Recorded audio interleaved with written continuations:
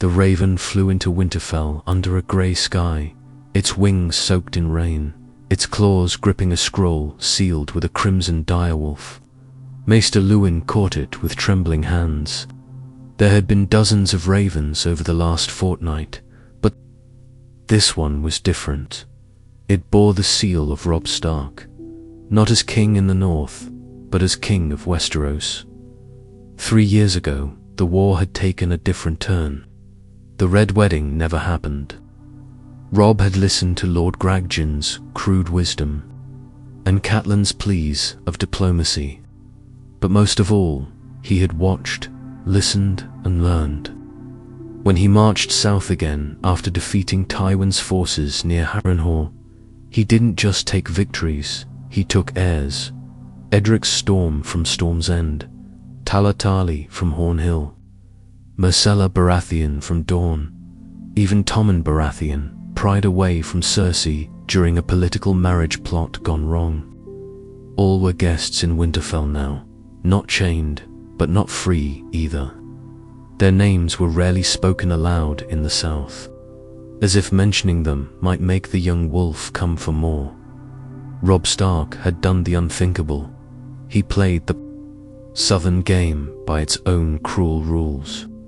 Where Tywin once sent gold and spies, Robb sent messages and demands, laced with soft threats wrapped in northern coldness. Loyalty ensures their safety, he wrote in every letter.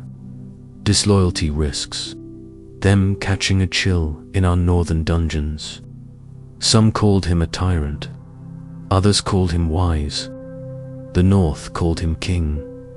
In the great hall of Winterfell, the children of Westeros' greatest families dined together like prisoners at a feast.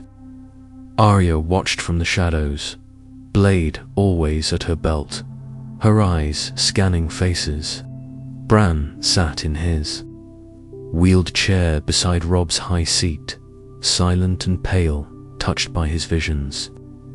Even Rickon, barely a boy now, understood that these weren't guests. They were leverage, they were safety, they were war, delayed. Tommen was the quietest of them all. His golden hair was dulled by snow and time, and he rarely smiled anymore. Sansa wouldn't meet his eyes. She had once dreamed of marrying a golden prince.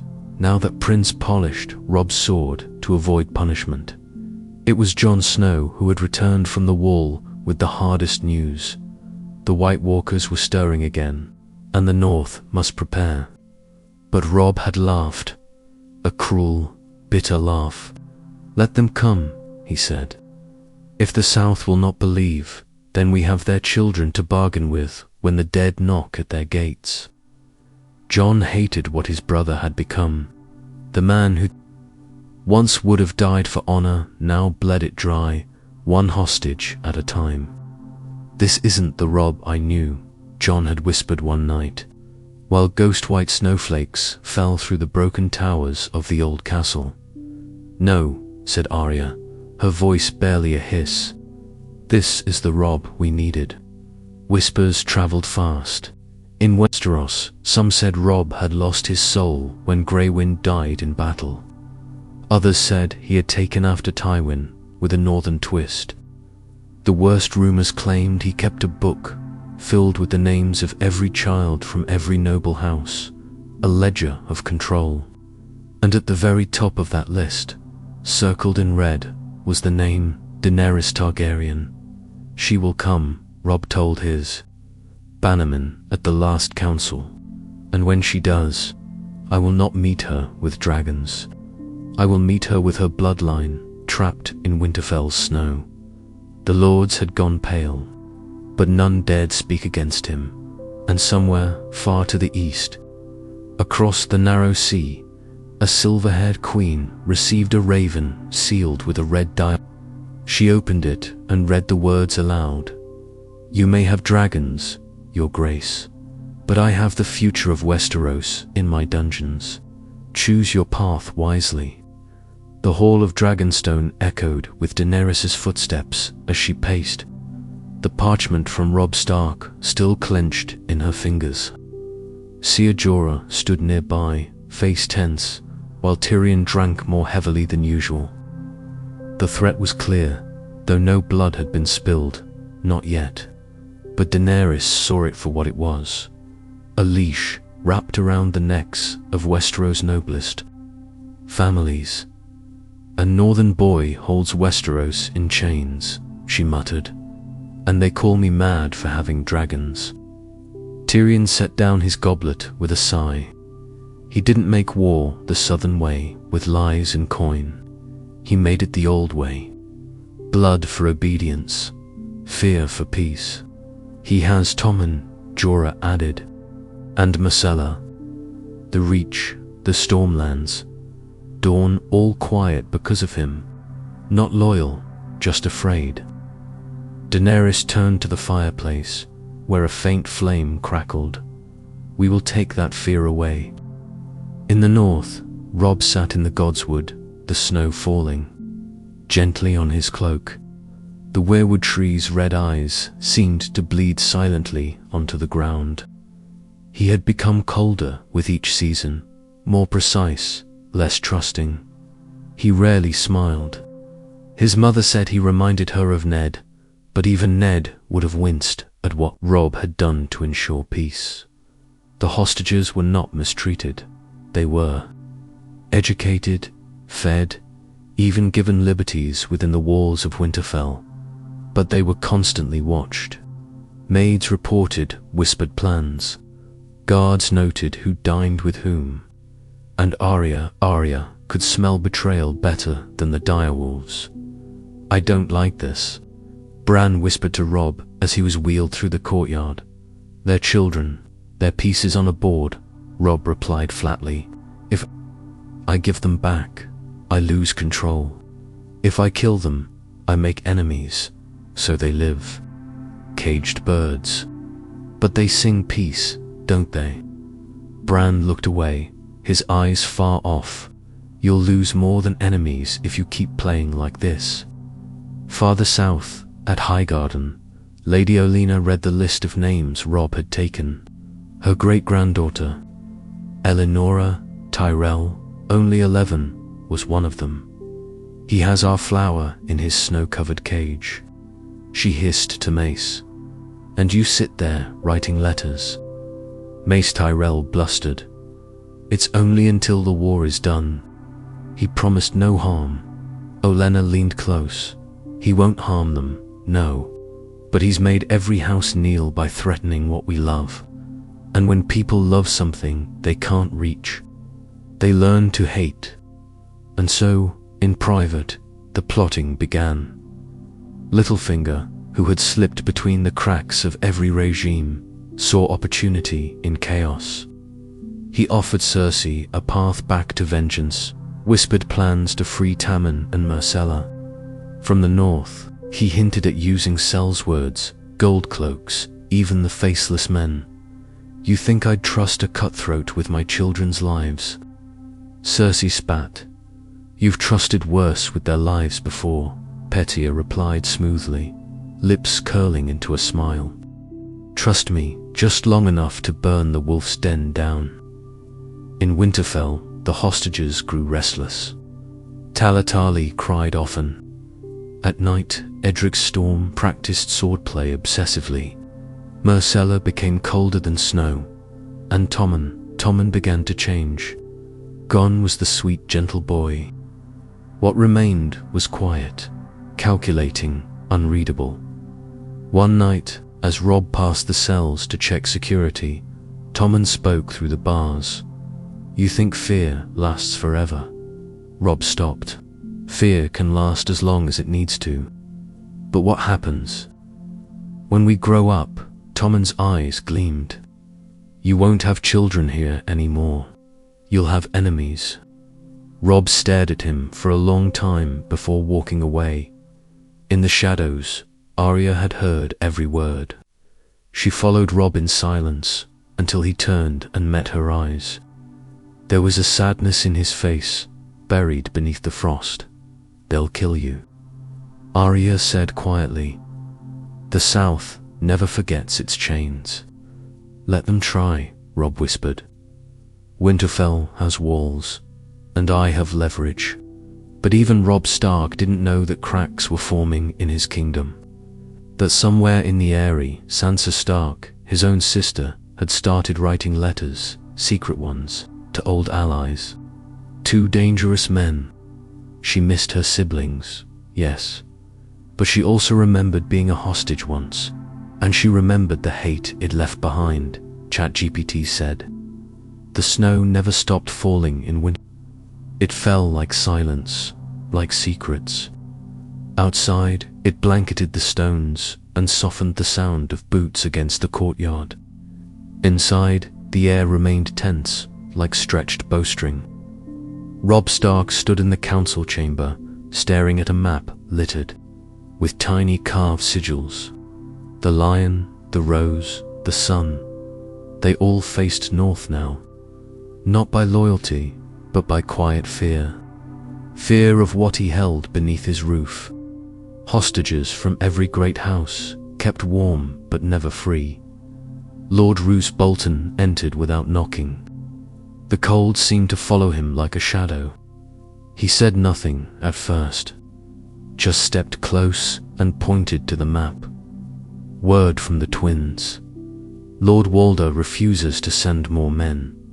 Robb didn't look up. He already sent his daughters to marry my bannerman. He dares defy me now. Dares, yes, but he doesn't act alone. Bolton's voice was ice on steel. Your hostages are useful, but they are not eternal. The South is beginning to remember its pride. Robb's jaw clenched. He knew. Every raven from the Vale, from Old Town, from Sun Spirit, all told the same story. Rebellion was quiet, but brewing, and not just from his enemies. Even in Winterfell, his rule no longer felt absolute. He felt it when he walked past the training yard and saw Tommen teaching Edric Storm how to fence. Not practicing, teaching. It was a small thing, but Robb saw it. The beginnings of unity between captives. He felt it when Myrcella refused to kneel during prayers to the old gods. He felt it in Arya's silences, in Bran's haunting visions, in Rickon's nightmares. But most of all, he felt it in Sansa's letters. He didn't know their contents yet, but he knew she wrote often and in secret. And he knew Petyr Baelish had found his way back into the Vale. That alone was enough to trouble him. Arya noticed it too. She followed Sansa one night, creeping through old tunnels only she knew. When she found her sister in the library, candlelight flickering over her parchment, she waited in the dark and listened. Sansa whispered to herself. As she wrote, he'll burn them all to keep his throne. Even our family, even our family. He's not our Robb anymore.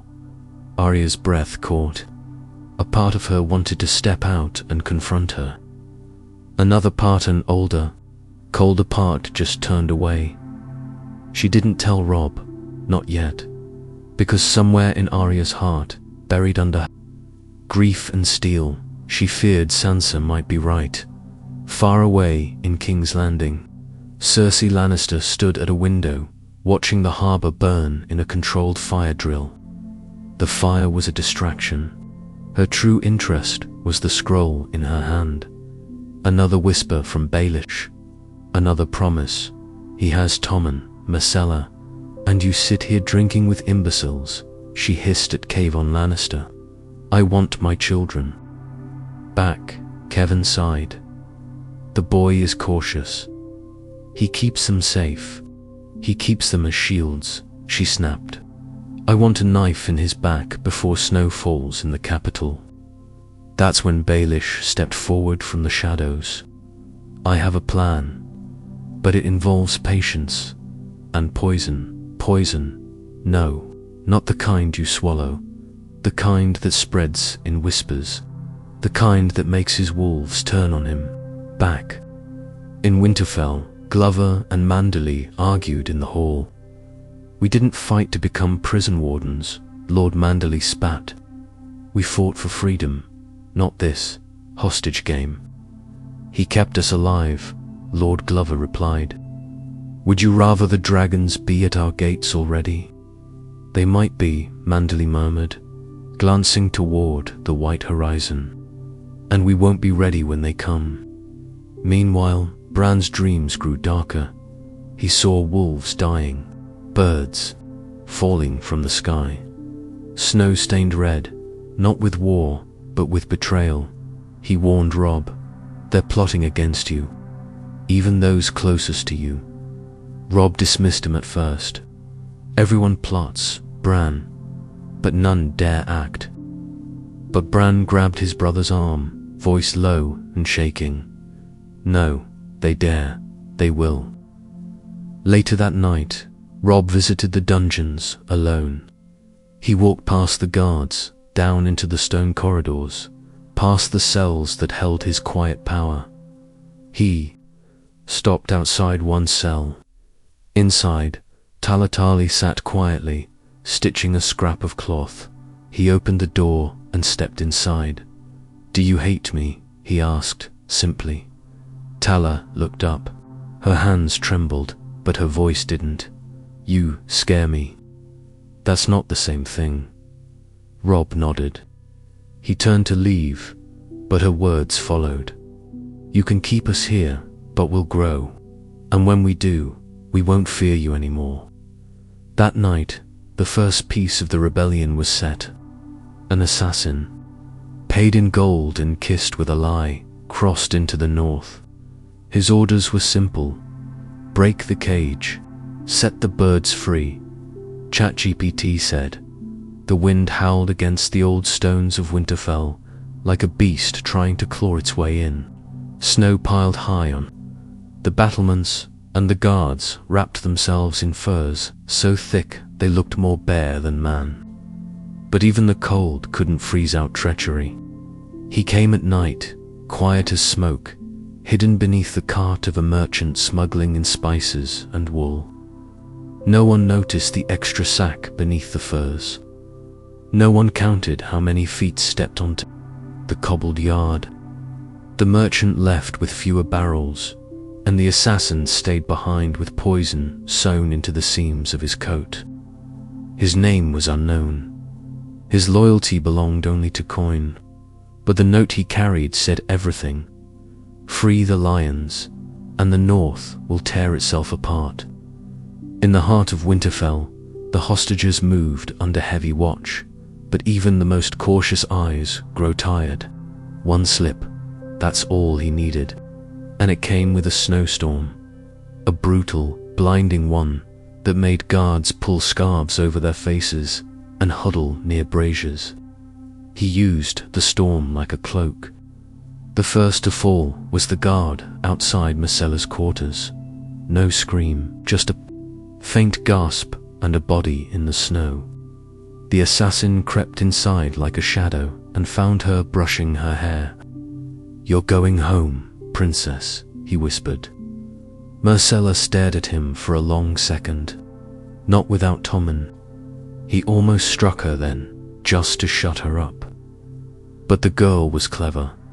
She promised silence, promised obedience, so he moved to the next door. By the time Tommen was roused from sleep, the assassin had killed 3 more guards. But Myrcella, lead. She hadn't been silent, and she hadn't been obedient. As the assassin unlocked Tommen's door, Arya Stark dropped from the rafters. Steel flashed in the dark. She didn't say a word, just moved like death itself, fast, precise, unrelenting. The assassin managed one cut across her arm before she drove her blade between his ribs. He twitched once, then slumped. Tommen screamed. Guards poured in. Chaos erupted. Swords were drawn.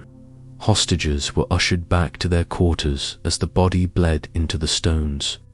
The news traveled up to Robb's chamber before the blood had cooled. By dawn, the assassin's body was nailed to the Winterfell gates. His eyes left open to face the snowstorm. And yet the damage had already been done. The southern hostages, already restless, now felt exposed, unsafe. They began to whisper. In corners, Edric Storm accused Arya of brutality. Tala cried for days. Even Myrcella, once calm and poised, now looked at Robb with disgust. You think this makes us safe? She hissed at him in the hall. You've turned Winterfell into a prison. Prisons always burn. Robb ignored her words, but he felt them sink deep. His hand trembled as he signed his next edict. Increased patrols, reduced movement for the hostages, all messages now screened and censored. And that was his mistake.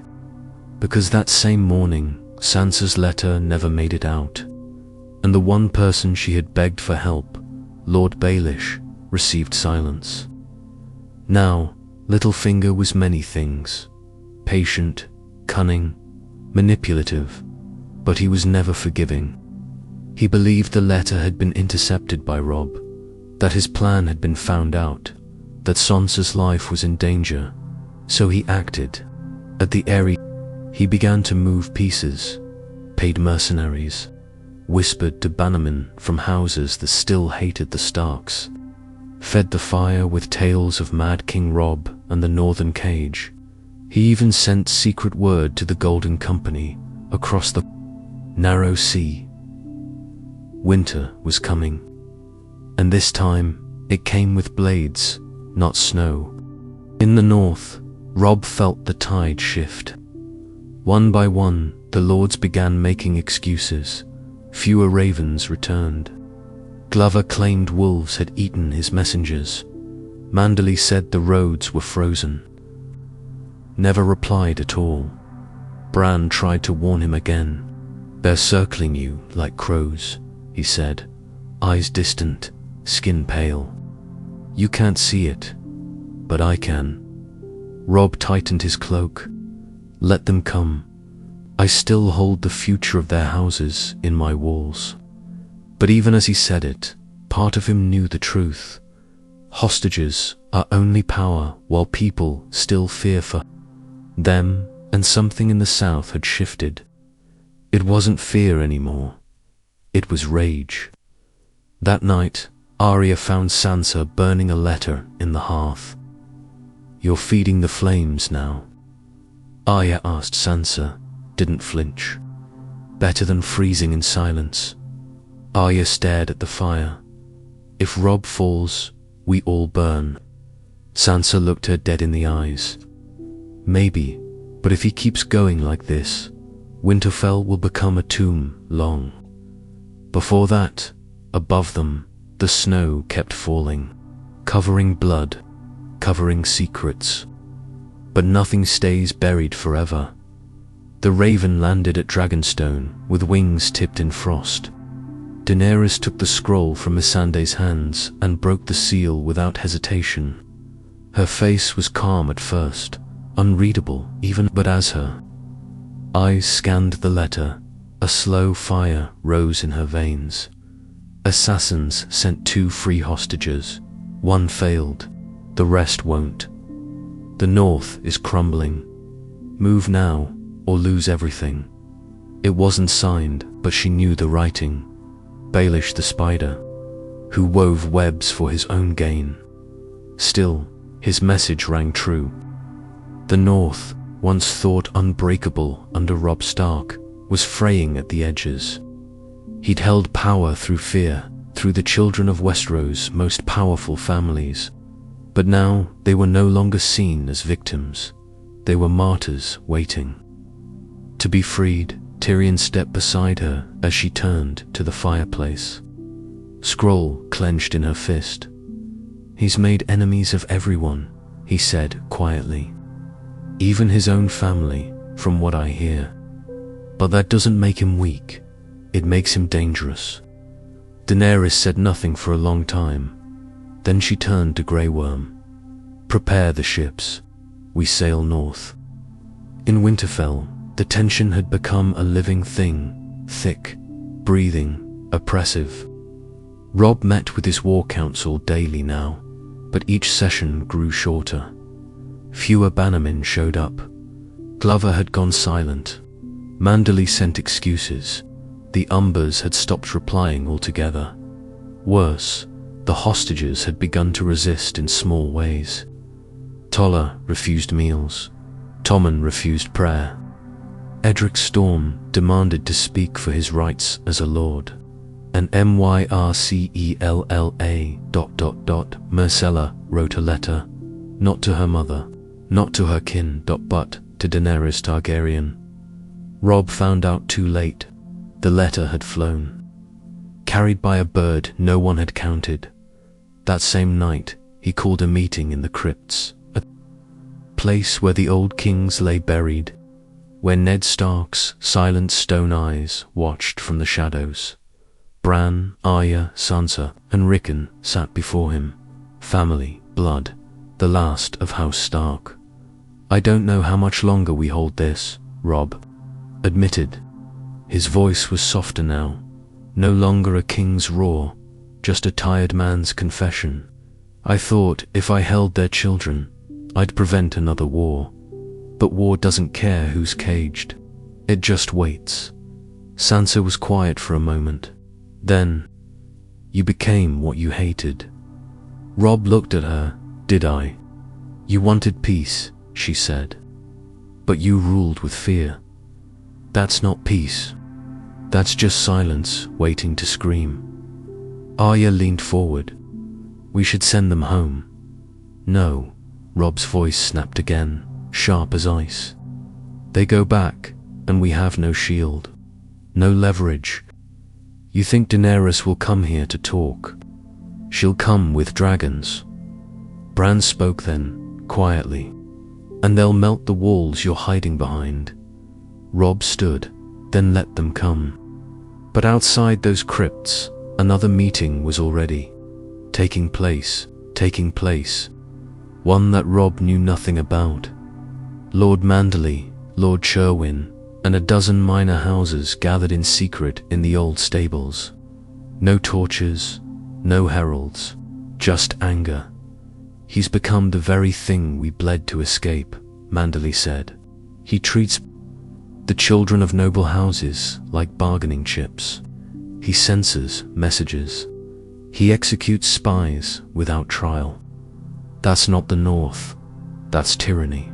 A younger lord spoke up. "He's still Stark. And if he brings dragonfire down on us, will his name matter?" Manderley snapped.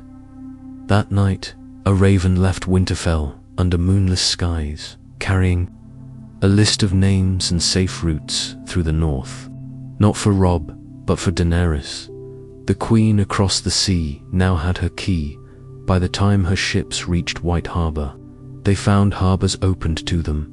Northern lords, disgusted by Robb's methods, bent the knee, not out of love, but of exhaustion. They wanted peace, real peace, not one forged by holding children hostage in stone towers. In Winterfell, Robb watched from the battlements as ravens flew in from every direction, some never returning. He knew the tide had turned. He walked through the halls, slower now, like a man already buried. The hostages watched him, quiet and grim. Even Arya, once his fiercest defender, had started to keep her distance. In the Godswood, Bran whispered to the weirwood tree. Rickon trained with the guards but refused to look at his brother, and Sansa sat in her chambers with a sealed letter addressed to Daenerys. This one, she made sure, did fly, because the dragons had come, and the cage was about to be broken from both inside and out. The horns blew at dawn, not the short blasts of warning for bandits or snow wolves, but the long thunderous sound that echoed through every stone of Winterfell. The sound of war, of something greater than any storm from the ramparts. Robb Stark watched the horizon burn red dragons, three of them, circling like vultures above the trees, their wings slicing through clouds, their bellies casting shadows like falling walls. and beneath them the Targaryen banners, red and black. Fire and blood. Daenerys had come. Winterfell's gates remained closed. The hostages were secured deep within the keep, surrounded by layers of guards. Every corridor was locked. No one in or out. Robb had already ordered the archers to their towers, and the blacksmiths to reinforce the gates. But what protection could wood and iron offer against dragons? In the council hall, he sat alone. No more bannermen to advise him. No more letters from the south. Just silence. Arya stood by the door, her face unreadable. She hadn't spoken since. The horns blew. She didn't have to. You think she'd burn us all? Robb asked. Arya didn't blink. If she knows her hostages are alive, no. If she doesn't, yes. Robb rose, his hand resting on the hilt of his sword. She tried to negotiate. She doesn't negotiate, Arya said. She liberates. Outside, Daenerys waited only until the sun reached its peak before riding forward. Grey Worm stood beside her, sword drawn. Tyrion followed behind, wrapped in furs, eyes wary. But it was Daenerys who spoke. Her voice carried on magic and wind. Robb. Stark, you hold the children of Westeros in chains. I demand their release now, or I burn your kingdom to ash. Her voice was calm, but beneath it was fury. The fury of a queen who had seen too many tyrants wear the mask of justice from the walls. Robb stood with a horn in hand, eyes locked on hers. You demand much for someone trespassing in the north. I come not as a conqueror, Daenerys shouted, but as a liberator. Robb raised his chin. Then leave as one, with your life, and nothing else. Tyrion stepped forward. This doesn't have to end in blood, Robb. Robb laughed bitterly. It already did. The moment the South decided I was a threat for doing what they all have done for centuries. Use hostages for peace, Myrcella. Is not a pawn, Daenerys snapped. Nor is Tommen, nor are any of the others, you cage. They were the price of silence, Robb barked. And it worked. There's been peace for 3 years. No war, no Lannisters marching on Dawn, no Tyrells turning coats. Why? Because I held the strings. Now I hold fire, Daenerys replied. Release them. Robb said nothing. Turned and walked down. From the wall, back inside. The silence between him and Arya was louder than any war horn. You won't win this, Arya whispered. Not against dragons, not against her. I know, Robb said. Then why are you still playing the king? He turned to her, and for the first time, she saw not the cold, calculating Robb of recent years, but the brother she remembered, worn down, hollowed out. Because if I let them go, I lose everything I bled for, and if I keep them, I kill us all. Arya's voice cracked. Then do what father would have done. Robb's jaw clenched. Father died for honor. I lived because I threw mine away. That night, Robb walked alone into the dungeons. The hostages watched him pass. Tommen, no longer afraid. Edric, no longer angry. Tala, silent. Myrcella, calm. I'm letting you go, he said. They stared, stunned. You'll be escorted to Daenerys by dawn, he continued. Tell her, the gates of Winterfell will be open. She can take her peace, but if she brings fire, she won't. Myrcella said, standing, not if you send us now. He gave a short nod and turned. Tommen called after him. What happens to you? Robb didn't stop. Kings don't get to live. As the hostages were smuggled out before dawn, Arya stayed by Robb's side. They stood on the wall as the dragons circled once more. This time, they did not roar. Daenerys rode forward. The children stepped out of the woods behind her. Safe, UNBURNT. Robb watched from the gate. He raised one hand in surrender. The dragons landed. The soldiers marched in. No blood was spilled that day, but it was not peace, it was surrender. Inside Winterfell, the Stark banners came down. Targaryen flags rose. And Robb Stark, once the Wolf King, once the last hope of the North, was taken to the Great Hall to await his fate. Sansa met him there. "You did the right thing, in the end," she said. He smiled faintly. Too late.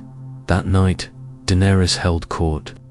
She offered Robb a choice: bend the knee, live in exile, or die with honor. Robb chose neither. He asked only for his sword, and to be buried beside his father. And so, the Wolf King died as he lived. Proud, stubborn, and alone.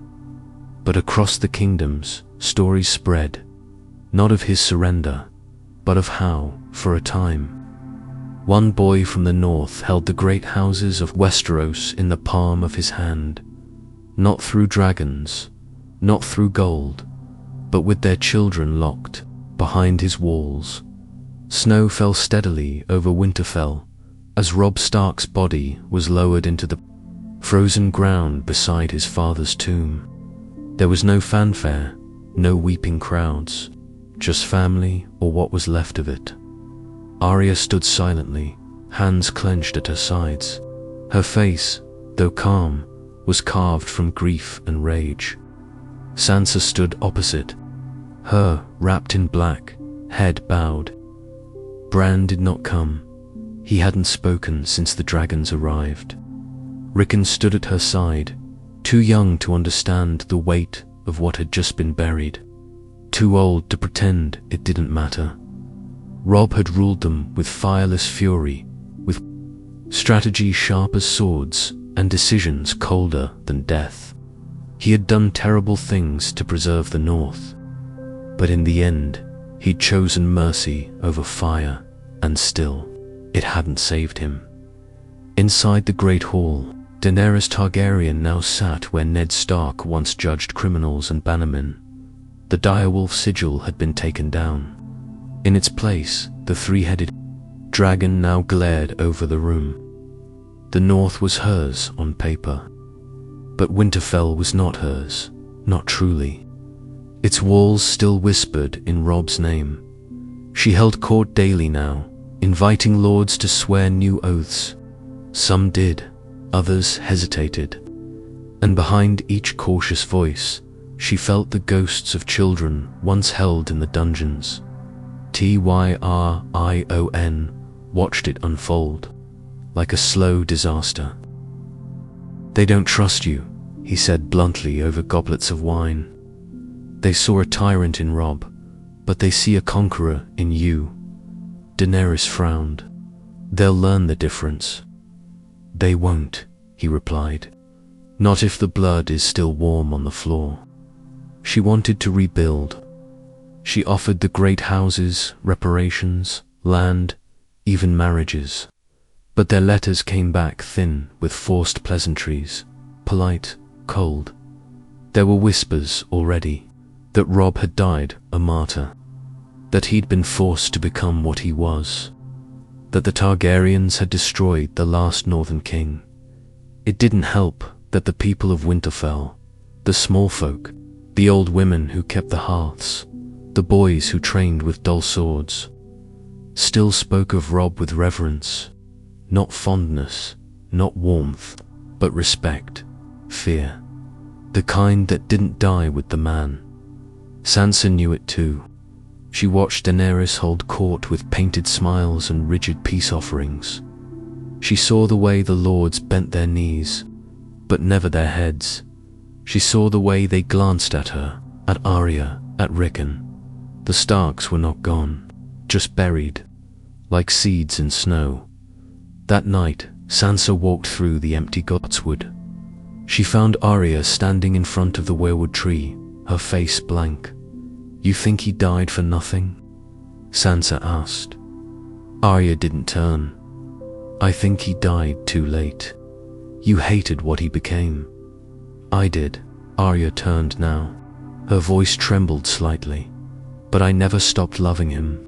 Sansa's breath fogged in the cold.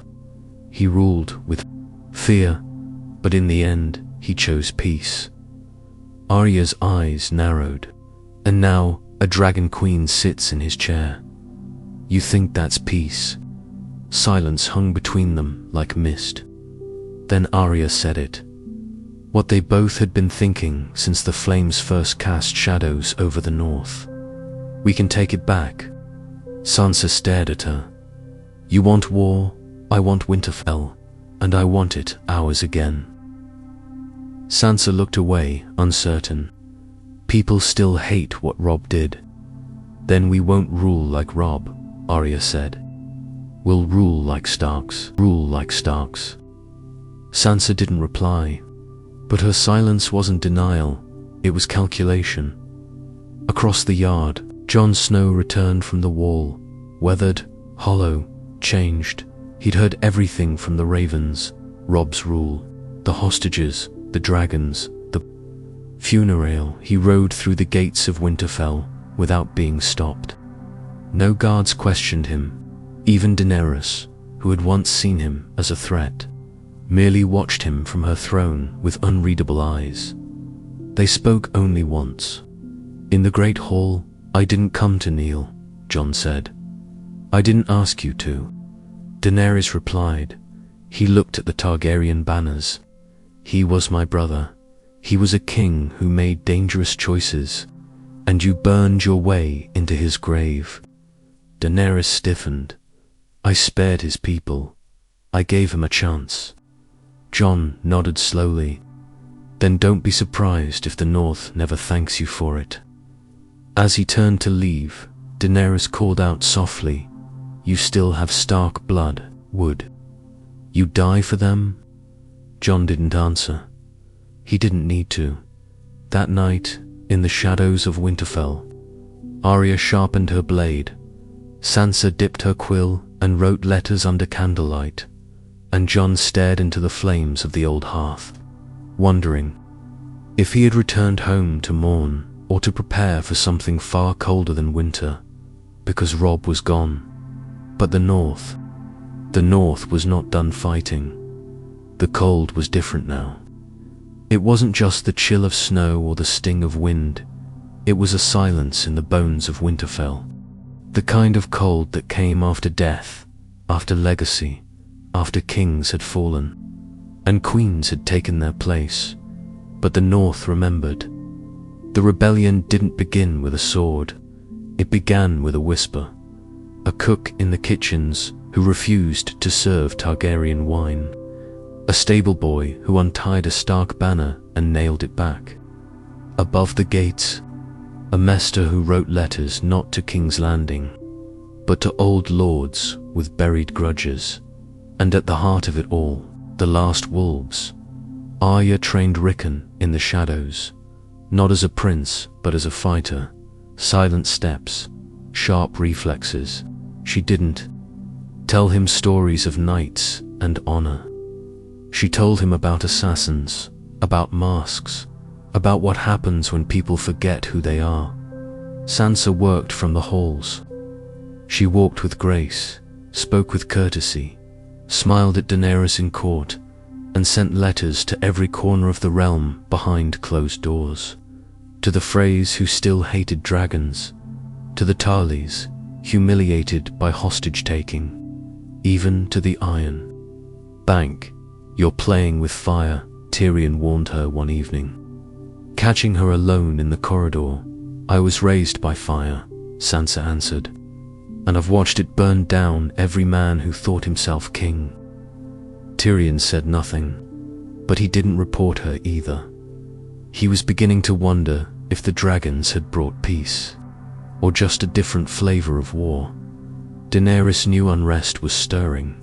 She tightened her hold on Winterfell, brought Unsullied into the village streets, doubled patrols, cut off communication with southern lords. But the more she tightened, the more the North slipped through her fingers. Jon remained the only piece she couldn't predict. He kept to the shadows, never claimed titles, never raised a sword, but she saw it in his eyes. That old Stark stubbornness, that unshakable sense of belonging here.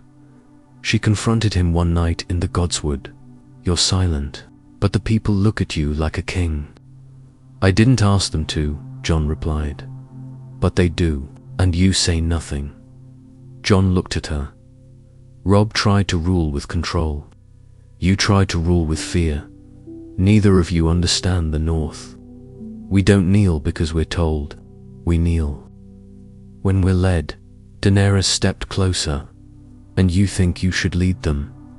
"No," he said. "But I think you shouldn't." That was the moment she knew. If she didn't kill him, she would lose everything. But if she did, she'd never rule the North. Not even with dragons.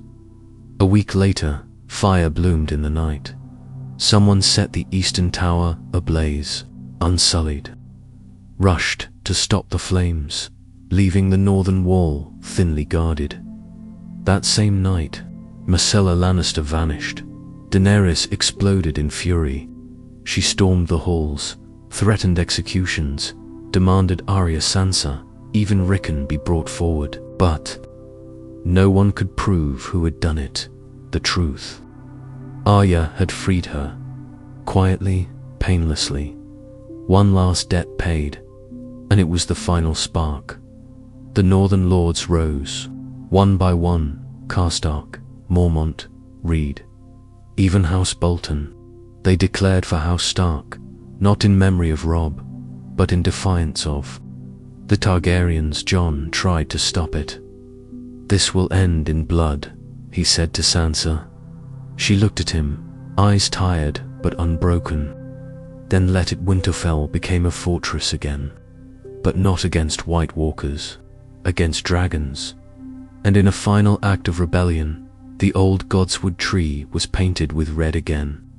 Not with sap, but with the blood of a Targaryen scout. Daenerys stood on the balcony, watching the fires burn in the distance.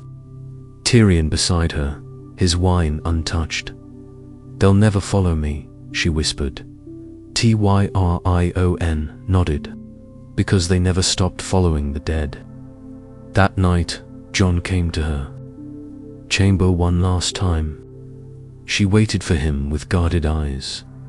"Say what you came to say," she told him. He drew his sword and laid it on the floor.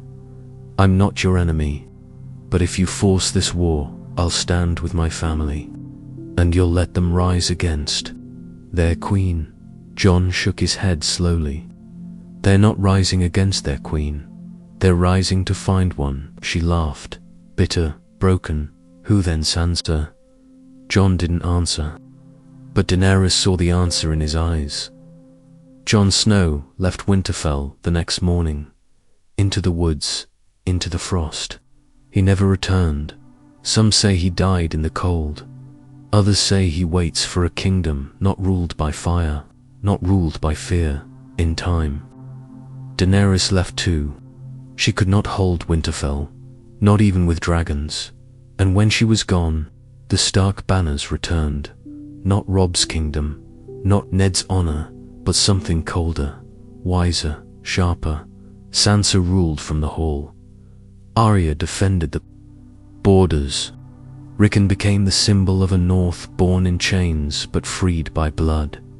They didn't call it peace, they called it survival. And the tale of Robb Stark, the boy who took hostages, who ruled through fear, who died too late, lived on. Not as a warning, but as a lesson. The North remembers. But more importantly, the North learns.